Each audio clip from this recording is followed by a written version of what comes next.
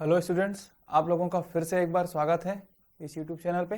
तो आज हम लोग देखने वाले हैं molecular structure of furan, pyrrole या फिर थायोफिन। तो क्या देखेंगे? आणविक संरचना ऑफ, हम देखेंगे फ्यूरान, पायरोल और थायोफिन का।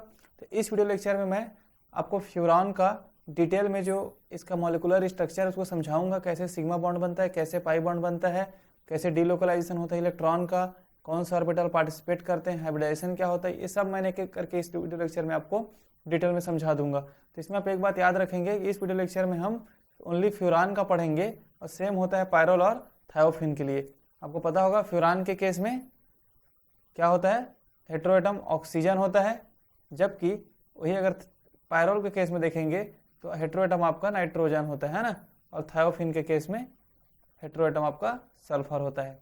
बाकी आपका जो भी हम लोग पढ़ने वाले हैं, चाहे सिग्मा बॉन्ड हो चाहे पाई बॉन्ड हो, कैसे होता है, क्यों होता है, सेम होता है तीनों के केस में। तो आपको लगभग आप को रिलेट करके आप पढ़ सकते हैं पायरोल और थायोफिन के लिए। तो आज के वीडियो लेक्चर में मैं फ्यूरान का आपको बताने वाला हूँ, जिसमें आपको डिटेल में क्लियर हो जाएगा, समझ में आ जाएगा। ठीक है, ये हम लोग पढ़ रहे हैं हेटेरोसाइक्लिक कंपाउंड्स के बारे में। इससे पहले मैंने 3 वीडियो लेक्चर अपलोड कर चुका हूँ, उसको भी आप देख लेंगे और आपको ये भी आपको डिटेल में समझ में आ जाएगा। तो चलिए फिर स्टार्ट करते हैं। मॉलिक्यूलर स्ट्रक्चर ऑफ फ्यूरान का हम लोग पढ़ेंगे इस वीडियो लेक्चर में। तो चलिए फिर स्टार्ट करते हैं। तो सबसे पहले हम समझते हैं एक एक करके। यहाँ पर मैं हिंदी इंग्लिश दोनों में लिख दिया हूँ, ताकि हिंदी में जिनको पढ़ना है उनके लिए भी है, और अगर आप इंग्लिश में हैं, इंग्लिश मीडियम में एग्ज़ाम देना चाहते हैं, तो आपको इंग्लिश मीडियम में भी आपके लिए यहाँ पर लिख दिया गया है, जिससे आपको आसानी होगा दोनों मीडियम वालों को। ठीक है, तो एक एक करके हम समझेंगे। सबसे पहले पढ़ते हैं फ्यूरान को। तो फ्यूरान चक्र के सभी चारों कार्बन परमाणु तथा एक ऑक्सीजन परमाणु एक ही समतल में होते हैं। कहने का मतलब यह है कि जो फ्यूरान में क्या होता है, अगर हम सिंपल वे में लिख लें पहले एक बार, ये हमारा होता है फ्यूरान। ठीक है, अगर हम इसको सिंप्लीफाई करें कार्बन और हाइड्रोजन में, तो क्या होगा, ये होगा कार्बन, हाइड्रोजन और यहाँ पे ऑक्सीजन, ये भी आपका कार्बन हाइड्रोजन होगा, ये भी आपका कार्बन हाइड्रोजन होगा, यहाँ पर डबल बॉन्ड होता है, ये होता है फ्यूरान, है ना। इसी को हम लोग समझेंगे कि सिग्मा बॉन्ड, पाई बॉन्ड कैसे बना, ये सब। ठीक है, तो यहाँ पर बोला गया है कि फ्यूरान में चारों कार्बन, 1 2 3 4 कार्बन होगा, एक ऑक्सीजन, सभी क्या होता है, एक ही प्लेन में होता है, सेम प्लेन में होता है। लिखे ना, all four carbon atoms and 1 oxygen atom in the furan cycle are in the same plane. और क्या होता है, sp2 हाइब्रिडाइज होते हैं। अब कैसे होते हैं sp2 हाइब्रिडाइज, देख लेते हैं। अगर मैं यहाँ पे बना दूँ कार्बन, यहाँ पे कार्बन लिख देते हैं ना, ये हो गया कार्बन है, ये ऑक्सीजन है। तो यहाँ पर क्या है, सब में क्या कनेक्टेड था, हाइड्रोजन कनेक्टेड है। ठीक है, तो अगर आप इसको अगर बॉन्ड देखेंगे तो एक कार्बन पे कितने बॉन्ड बन रहा है, तो 1 2 और 3 बॉन्ड, 3 बॉन्ड बन रहा है, मतलब वो हाइब्रिडाइजेशन होगा sp2। ठीक है, तो सभी कार्बन पे कितने कितने बॉन्ड है, कार्बन पे है 3 बॉन्ड। अगर 3 बॉन्ड है तो क्या होता है, sp2 होता है। अगर 4 बॉन्ड हो तो sp3 होता है, सिंपल वे है। तो इससे हम क्लियर है कि sp2 हाइब्रिडाइजेशन तो हो रहा है इसमें, है ना। रही बात ऑक्सीजन के केस में, तो ऑक्सीजन के केस में 2 बॉन्ड बन रहा है +1, यहाँ पे क्या है, लोन पेयर है। आपको पता होगा ऑक्सीजन पे 2 लोन पेयर होता है, लेकिन 1 लोन पेयर यहाँ पे क्या कर रहा है, पार्टिसिपेट कर रहा है, तो इसलिए 1 लोन पेयर काउंट कर रहे हैं। तो 2 बॉन्ड और 1 लोन पेयर मिलाकर के 3, तो इसमें भी क्या हो रहा है, sp2 हाइब्रिडाइजेशन हो रहा है। तो पहला लाइन क्या बोला है कि सभी चारों कार्बन परमाणु तथा ऑक्सीजन परमाणु एक ही तल में है, सेम प्लेन में है, और प्रत्येक परमाणु पर sp2 संकरित ऑर्बिटल है। ठीक है, अब हम देख लेते हैं, प्रत्येक परमाणु के sp2 संकरित ऑर्बिटल आपस में अतिव्यापन करके क्या हो रहा है, CCMCO सिग्मा बॉन्ड बनाते हैं। तो यहाँ पर क्या है, यहाँ पे लिख दूं मैं, जो कार्बन, ये कार्बन है, कार्बन और कार्बन के बीच जो बॉन्ड बना है, ये क्या है, एक सिग्मा बॉन्ड है। जितने भी है देखो, ये सब सिग्मा बॉन्ड है। कार्बन और कार्बन के बीच पहला बॉन्ड क्या होता है, सिग्मा बॉन्ड, और कार्बन और ऑक्सीजन के बीच भी सिग्मा बॉन्ड। तो पहला लाइन क्या बोला, कार्बन और कार्बन के बीच सिग्मा बॉन्ड, और कार्बन और ऑक्सीजन के बीच भी क्या हो रहा है, सिग्मा बॉन्ड। ये पॉइंट आप याद रखेंगे। इसी प्रकार चारों कार्बन के sp2 ऑर्बिटल चारों हाइड्रोजन परमाणु के s ऑर्बिटल से अतिव्यापन कर क्या बना रहा है, CH सिग्मा बॉन्ड बना रहा है। अब देख रहे हैं यहाँ पे, रेड कलर ले लेते हैं। तो यहाँ पे देखो कार्बन है ये, और इससे क्या जुड़ा है, हाइड्रोजन। तो 4 हाइड्रोजन, तो कार्बन और हाइड्रोजन जुड़ा, वो भी क्या है, सिग्मा बॉन्ड ही बना रहा है। ठीक है, पहला पॉइंट आप क्या याद रखेंगे, देखो कार्बन जो है कितना बॉन्ड बनाता है, 4 बॉन्ड, है ना। कार्बन 4 बॉन्ड बनाता है, क्यों बनाता है, क्योंकि इसके वैलेंस इलेक्ट्रॉन कितने हैं, 4 हैं। अगर हम कार्बन का C6 से लें तो क्या होगा, 1s2 और 2s2 और 2p2, तो ये इसका वैलेंस सेल है ना, 2s2 2p2, 4 इलेक्ट्रॉन है, तो 4 बॉन्ड बनाएगा ये। तो सबसे पहला एक बॉन्ड तो किससे बना लिया वो, देखो एक कोई भी एक कार्बन को ले लेते हैं, जैसे ये वाला कार्बन को ले लेते हैं, तो एक बॉन्ड किससे बना लिया, कार्बन से, फिर दूसरा बॉन्ड भी बना लिया एक और कार्बन से, अब एक किससे बना लिया, एक बना लिया आपका हाइड्रोजन से, तो तीनों क्या हो गया, सिग्मा बॉन्ड। अब बचा कितना, एक बॉन्ड इसका बचा है, मतलब एक इलेक्ट्रॉन इसका बचा है जो बॉन्ड बनाने के लिए। तो वैसे ही चारों कार्बन पे क्या हो रहा है, 3 बॉन्ड बन चुका है। उसमें 3 बॉन्ड में 2 कार्बन के साथ, है ना, ऊपर साइड मतलब अगल बगल वाले कार्बन के साथ, और एक बॉन्ड आपका बना है हाइड्रोजन के साथ। तो अभी क्या हो रहा है, इसका एक इलेक्ट्रॉन अभी क्या है, इसमें शेष रह गया है जो बचा हुआ है।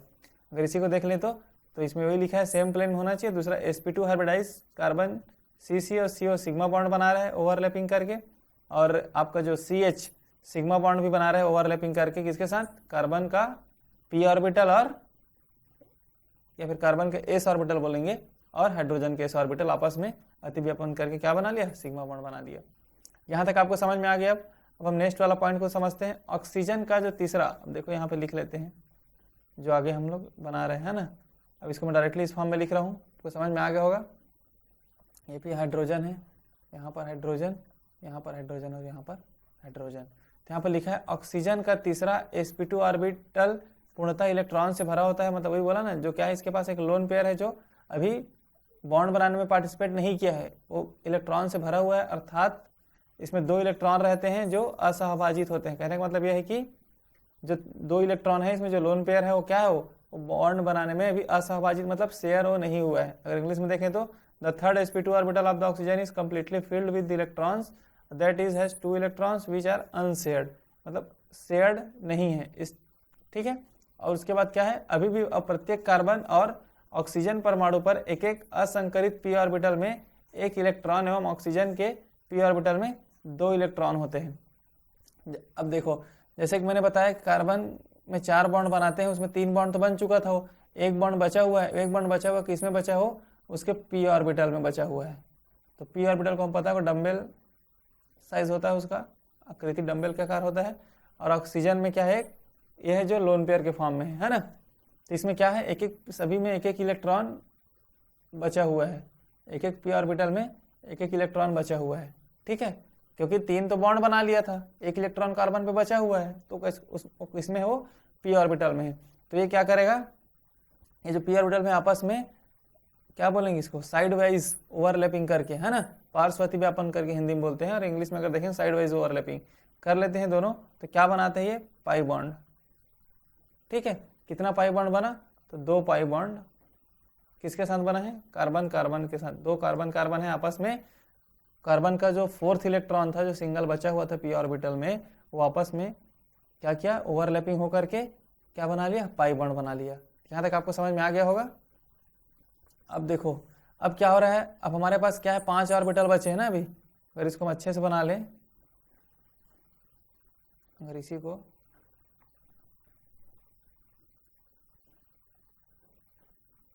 ये हो गया आपका ऑक्सीजन का, ये हो गया आपका हाइड्रोजन, ठीक है। अभी मैं बता रहा हूँ आपको, जो थर्ड वाला हम लोग पॉइंट है, ये पॉइंट को हम देखने वाले हैं, है ना। तो ये सब p ऑर्बिटल है उसके, जिसमें एक एक इलेक्ट्रॉन बता दिया, वहाँ से पाई बॉन्ड बना लिया हो, ये इसमें लोन पेयर है, और बाकी सब में क्या है, एक एक इलेक्ट्रॉन है, मतलब पाई बॉन्ड बना लिया है। तो आप देखते हैं ये 5 p ऑर्बिटल आपस में अतिव्यापन करके एक चक्रीय विस्थानिक पाई बॉन्ड, मतलब डीलोकलाइज मॉलिक्यूलर ऑर्बिटल का निर्माण करते हैं। क्या होता है, मैं जैसे कि हम रेजोनेटिंग स्ट्रक्चर में देखे हैं, है ना, किसके, फ्यूरान के, तो इस टाइप से पाई बॉन्ड रहता है इसका। तो यहाँ पर जो लोन पेयर होता है वो डीलोकलाइज होता है, तो इस टाइप से इसका इलेक्ट्रॉन का क्या होता है, ट्रांसफर होता है। जैसे कि यहाँ पर माइनस चार्ज यहाँ चला गया, कहने का मतलब यह है कि उसके बाद ये यहाँ पर आ गया। इस टाइप से इसका रेजोनेटिंग स्ट्रक्चर वाले वीडियो लेक्चर में आप देखोगे तो रेजोनेंस का मैंने पूरा डिटेल में समझा दिया कैसे रेजोनेटिंग स्ट्रक्चर होता है। तो इसमें हो क्या रहा है, इस लोन पेयर की वजह से जो पाई इलेक्ट्रॉन है ना, जिस पाई इलेक्ट्रॉन के मतलब पाई बॉन्ड जो बना है जिस इलेक्ट्रॉन की वजह से, लेकिन ये लोन पेयर की वजह से क्या हो रहा है, ये आपस में सब डीलोकलाइज हो रहे हैं। इलेक्ट्रॉन का क्या हो रहा है, डीलोकलाइजेशन हो रहा है, वो फिक्स नहीं है। जैसे रेजोनेटिंग स्ट्रक्चर में भी दिख रहा है ना कि लोन पेयर का इलेक्ट्रॉन जा रहा है तो पाई इलेक्ट्रॉन ट्रांसफर हो रहा है अलग अलग जगह पे। तो इसीलिए लिखा गया है कि 5 ऑर्बिटल, 4 आपके कार्बन के और एक आपके ऑक्सीजन के, 5 ऑर्बिटल आपस में डीलोकलाइज होकर के उसके जो पाई इलेक्ट्रॉन्स हैं, जो पाई बॉन्ड्स हैं और लोन पेयर है ऑक्सीजन्स के, ये आपस में क्या हो रहा है, जो इसमें इलेक्ट्रॉन्स हैं, जो पाई बॉन्ड में जो इलेक्ट्रॉन्स पार्टिसिपेट हुए हैं और जो लोन पेयर ऑक्सीजन पे रखे हुए हैं, सभी इलेक्ट्रॉन्स आपस में क्या कर रहे हैं, डीलोकलाइज हो रहे हैं। तो क्या बना रहे हैं, डीलोकलाइज मॉलिक्यूलर ऑर्बिटल का निर्माण कर रहे हैं। टोटल कितने इलेक्ट्रॉन हैं, 4 कार्बन पे एक इलेक्ट्रॉन बोला मैं, है ना, सभी कार्बन पे एक इलेक्ट्रॉन है, 4 इलेक्ट्रॉन हो गए जो, और एक आपका 2 इलेक्ट्रॉन बचा है किसमें, ऑक्सीजन पे। बाकी सब सिग्मा बॉन्ड को हम छोड़ दिए हैं, सिग्मा बॉन्ड बॉन्ड बना लिया है, उसको हम कंसीडर नहीं करेंगे क्योंकि डीलोकलाइजेशन आपका होता है पाई बॉन्ड पे। क्यों होता है, क्योंकि सिग्मा बॉन्ड स्ट्रांग होता है, वो ब्रेक नहीं होगा ना टूटेगा ही। पाई बॉन्ड वीक होता है तो पाई बॉन्ड में ही डीलोकलाइजेशन होगा किसी भी इलेक्ट्रॉन का, ठीक है। तो सिग्मा बॉन्ड को नहीं देखेंगे। पाई बॉन्ड कैसे बना, कार्बन पे एक इलेक्ट्रॉन जो बच गया था, 3 इलेक्ट्रॉन तो सिग्मा बॉन्ड बना लिया था कार्बन पे, जैसे मैंने ऊपर बता दिया अभी। तो एक इलेक्ट्रॉन जो बचा था पाई बॉन्ड बनाया था, तो कार्बन पे एक इलेक्ट्रॉन, तो 4 कार्बन है तो 4 इलेक्ट्रॉन कार्बन पे बचा हुआ है और 2 इलेक्ट्रॉन आपका बचा हुआ है ऑक्सीजन पे। ये 6 इलेक्ट्रॉन आपस में क्या कर रहे हैं, डीलोकलाइज होकर के डीलोकलाइज मॉलिक्यूलर ऑर्बिटल बना रहे हैं। कितने इलेक्ट्रॉन है इसमें, 6 इलेक्ट्रॉन है। और इसी 6 इलेक्ट्रॉन को एरोमेटिक षष्ठक कहते हैं, जो इलेक्ट्रॉन मेघ का निर्माण करते हैं। क्या बोलते हैं, उसी 6 इलेक्ट्रॉन को क्या बोलते हैं, एरोमेटिक ऑक्टाहेड्रल बोलते हैं, और वो इलेक्ट्रॉन क्लाउड का निर्माण करता है। समझ में आ गया। और यही 6 इलेक्ट्रॉन जो है हकल का नियम, जैसे मैंने अपने इससे पहले वाले वीडियो लेक्चर को आप देखोगे 4n+2 पाई रूल वाला जो मैंने बताया था, हकल्स का नियम, एरोमेटिसिटी वाला वीडियो लेक्चर, उसमें मैंने बताया है कि फ्यूरान क्या है, एरोमेटिक है। क्यों है, क्योंकि इसमें 6 इलेक्ट्रॉन है। तो यही 6 इलेक्ट्रॉन है जो 4 कार्बन के थे और 2 ऑक्सीजन के वजह से ही क्या हो रहा था, वो एरोमेटिक है। यही इसका एरोमेटिक है। तो आपको पता है कि जितना ज़्यादा एरोमेटिक होगा उतना ही ज़्यादा वो स्थायित्व होगा। तो इसलिए फ्यूरान अगर स्टेबल है, स्थायित्व है, तो इसका ये उत्तरदायित्व या फिर रिस्पॉन्सिबल क्या चीज़ है, तो ये है हकल का नियम। हकल का नियम कहने का मतलब ये है कि उसमें 6 इलेक्ट्रॉन होते हैं। 6 इलेक्ट्रॉन क्यों होते हैं, क्योंकि 4 इलेक्ट्रॉन कार्बन का बचा हुआ है और 2 इलेक्ट्रॉन आपको बचा है ऑक्सीजन का, ठीक है। अब इसको हम समराइज करें तो आपको और आसान तरीके से एक बार समझ में आ जाएगा। ये हो गया फ्यूरान, ठीक है। ये मैं बोला जैसे कि 4 हाइड्रोजन से कनेक्टेड है, ठीक है। तो आपको बता दिया था मैंने, ये सब सिग्मा बॉन्ड होगा।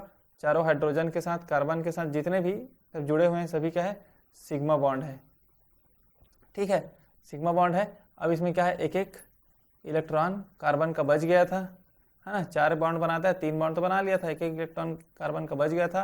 और ऑक्सीजन का जो लोन पेयर है वो आपस में बॉन्ड बना करके, पाई बॉन्ड बना करके क्या बना रहा था, वो डीलोकलाइज्ड मॉलिक्यूलर ऑर्बिटल बना रहा है, ठीक है। तो ये वाला पॉइंट आपको समझ में आ गया होगा। तो आपको इसी वे में आपको पायरोल का, थायोफिन का भी समझना है और डिटेल में क्लियर करके समझ लेना है, आपको अच्छे से समझ में आ जाएगा। उम्मीद करता हूँ आपको समझ में आया होगा। अगर कोई डाउट होगा तो कमेंट सेक्शन में कमेंट कर सकते हैं। मिलते हैं नेक्स्ट वीडियो लेक्चर में, तब तक के लिए थैंक यू।